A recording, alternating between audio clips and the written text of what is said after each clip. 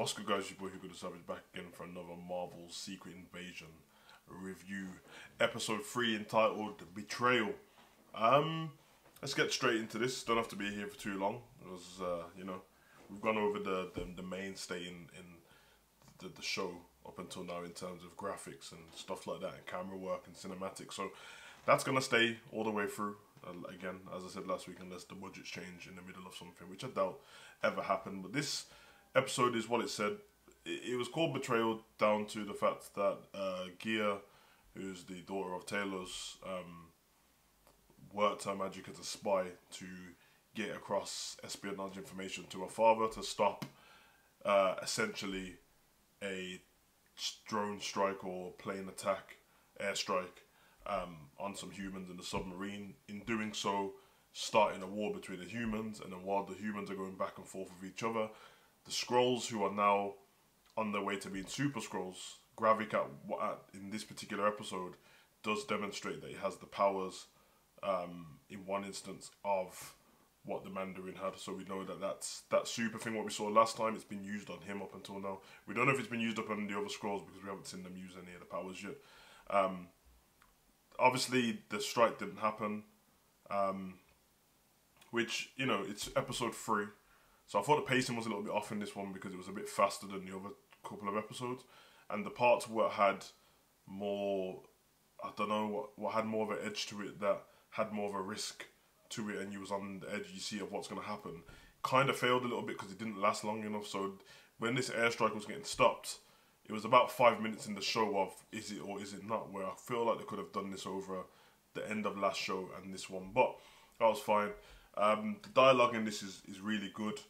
As I said before, depending on what kind of Marvel fan you are, you might not enjoy it. It's a lot more dialogue than any kind of action. And obviously, we've been accustomed to 20, 30 movies of all action. I think the programs or movies we've had the most dialogue, it's probably WandaVision and a little bit of Loki, but everything else is full of action. So, yeah, still good. I think the relationship and the chemistry between Nick Fury and Talos, I like it.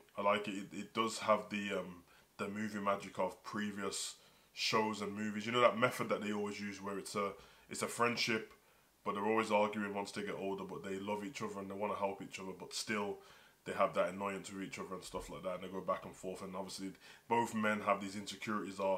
Talos is the same leader as he was before of the Skrulls, and is Nick Fury the same Nick Fury, agent of S.H.I.E.L.D., Nick Fury the leader, the commander, and can they still do it?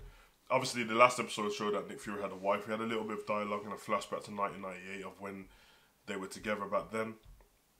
There's a bit of dialogue between them where his wife mentions that obviously she grieved because he's untrusting of everyone now. So he's asking who she is, and she's saying, listen, I grieved you.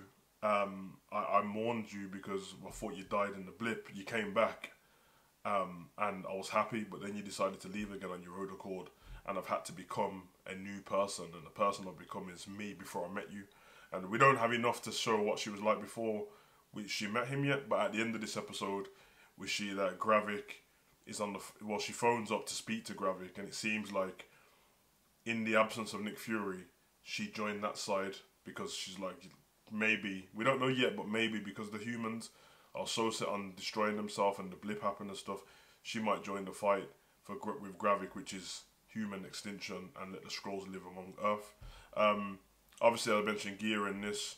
She relayed the information to her father and stuff like that.